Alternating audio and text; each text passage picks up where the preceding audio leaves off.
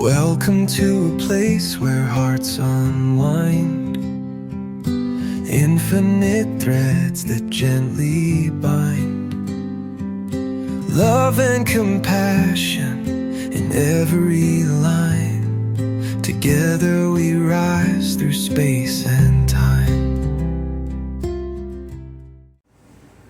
Welcome back to Infinite Threads. I'm your host, Bob. There's a kind of moment that slips in when you're not trying to be profound. You're just living. You're washing a plate, you're driving down a familiar street, you're half listening to the hum of the heater, half thinking about nothing in particular, and then it happens. Something lines up.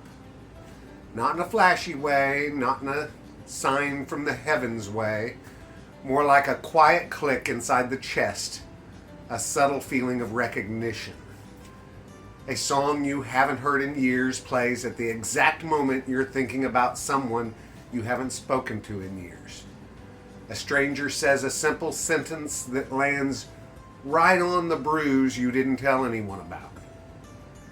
You notice the same number more than once, not because the universe is trying to show off, but because your attention gets snagged by the repetition. Like a loose thread you can't help but pull on.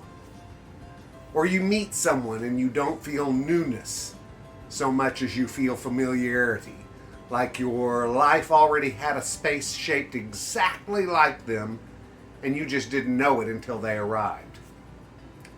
These moments don't prove anything in the scientific sense. They don't have to. They're not courtroom evidence and they're not meant to be. They're more like hints, like life tapping you gently on the shoulder and saying, pay attention. There's more going on than you've been taught to notice. Most of us are trained to call all of this coincidence. We're trained to be careful, to be skeptical, to not embarrass ourselves by seeing meaning where meaning might not exist. And honestly, that caution can be healthy. It keeps us grounded. But it can also make us blind, because there's another kind of humility that matters too. The humility of admitting we might not fully understand the architecture of the world we're living inside.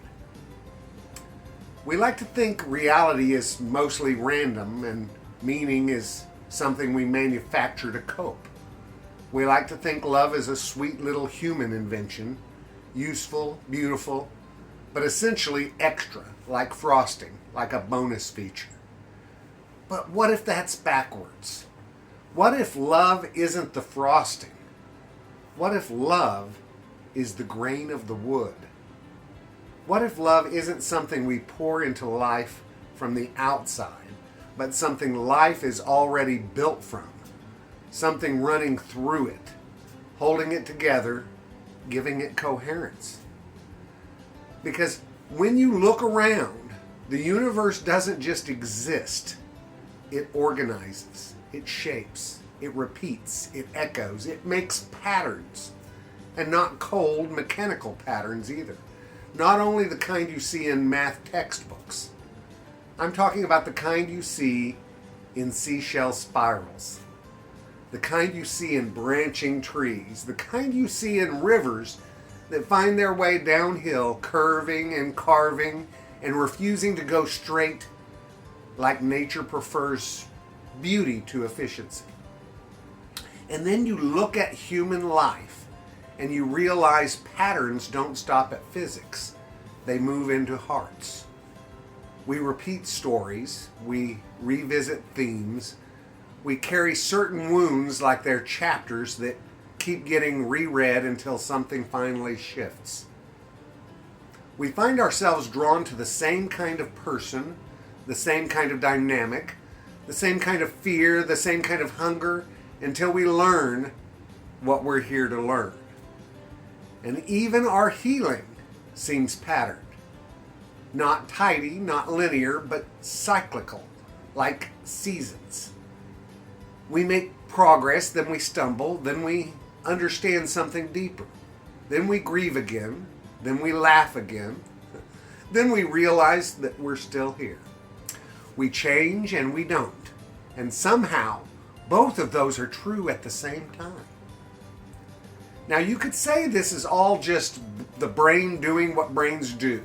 You could say humans are pattern recognition machines, and we're always trying to connect dots, even dots that aren't really connected. And that's true. We do that. We do that. But here's the question that keeps me awake in the best way. What if our hunger to recognize patterns isn't just a trick of the mind?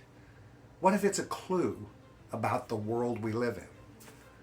What if the reason we keep trying to connect everything is because everything really is connected? And on some level, we already know it. Not as a belief and not as a philosophy we picked up to feel comforted. As a deep, quiet knowing we can't fully articulate. The kind that lives below language. Because I've noticed something strange about love, and I want to say this carefully. Love isn't just a feeling. Love is a force of connection.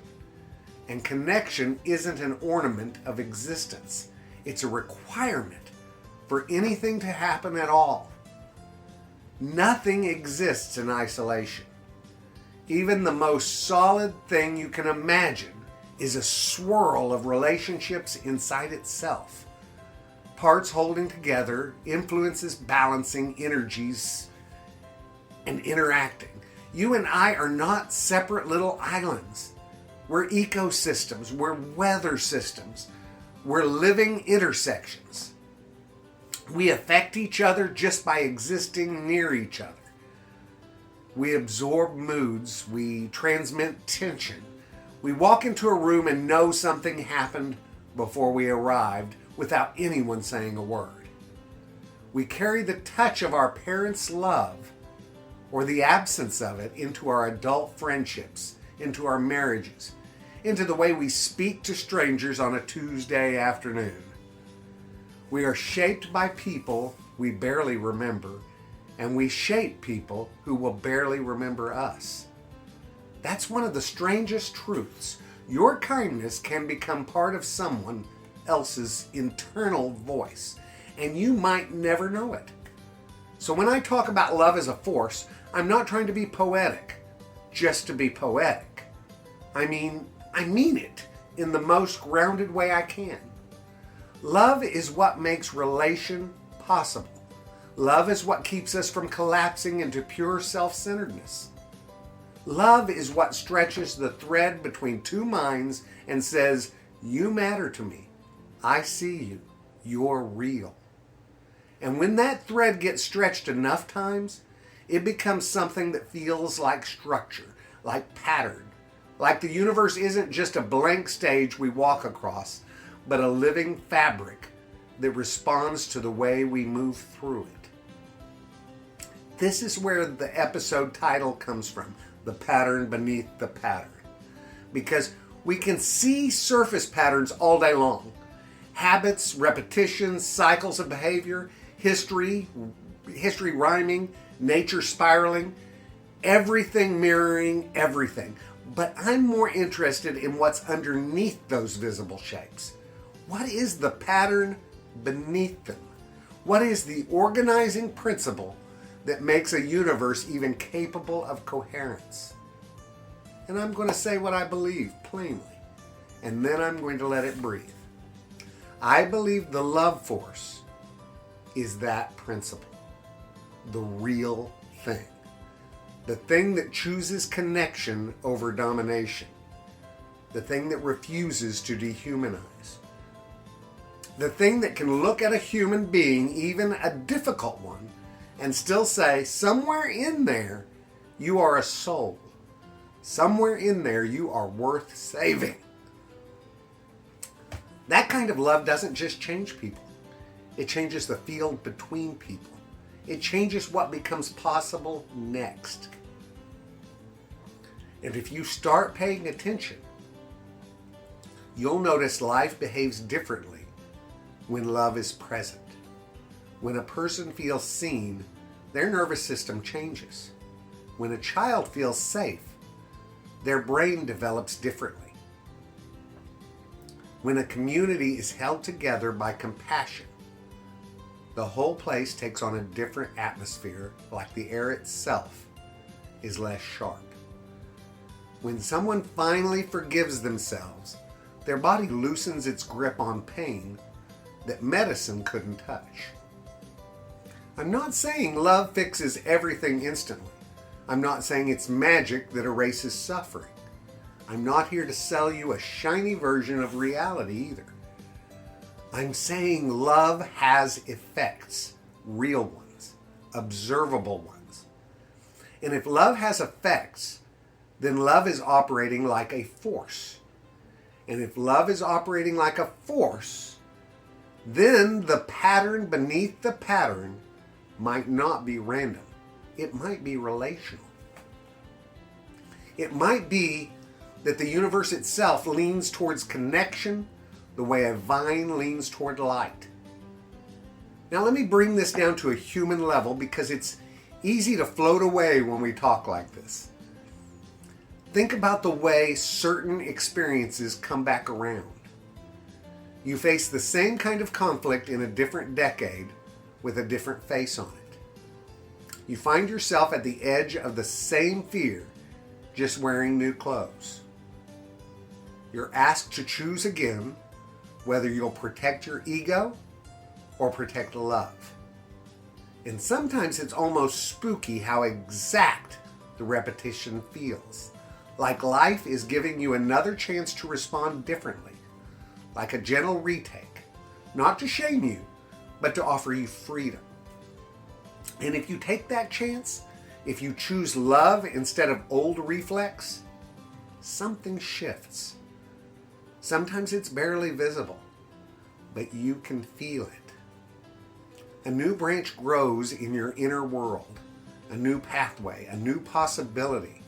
And what strikes me is that those moments stack up, not like a checklist, but like a weaving, thread by thread, choice by choice, presence by presence.